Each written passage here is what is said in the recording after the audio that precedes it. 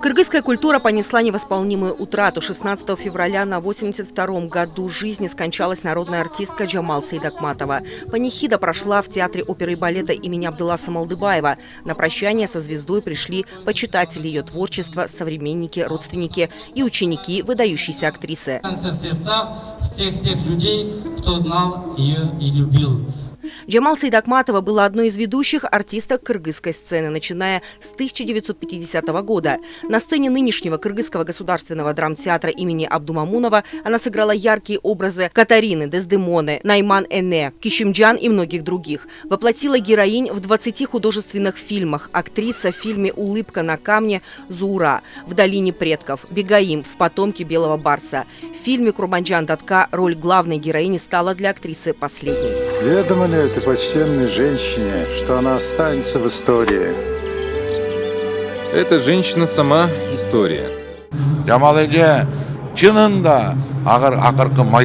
В любой сфере Джамал Сейдакматова была самой лучшей. Она с мудростью и уникальным талантом могла решить любую проблему и завершить любое начатое дело на отлично. У нее был особый дар. Джамал Сейдакматова была и останется для нас примером для подражания, но для нас вечный маяк на пути искусства. В 1989 году Джамал Сейдакматова основала первый независимый кыргызский театр «Тунгуч». Театральная группа прославилась не только на родине, но и за рубежом. Например, спектакль «Белый аист» был сыгран на сцене лондонского театра. «Тунгуч» представлял Кыргызстан и на многих международных фестивалях.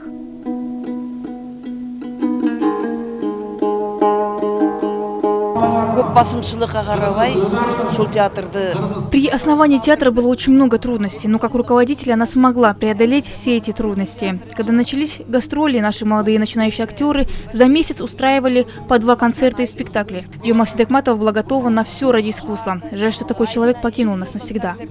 Народная артистка училась у выдающихся талантов того времени, у Муратбека Рыскулова и Сабиры Кумушалиевой. Джамал Сейдакматова посвятила 64 года своей жизни служению искусству. Могу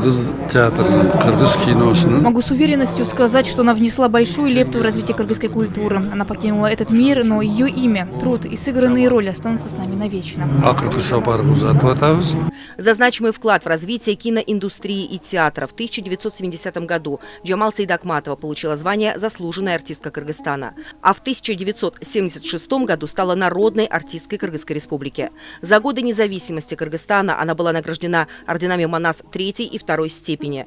Джамал Сейдакматову похоронили на Аларчинском кладбище.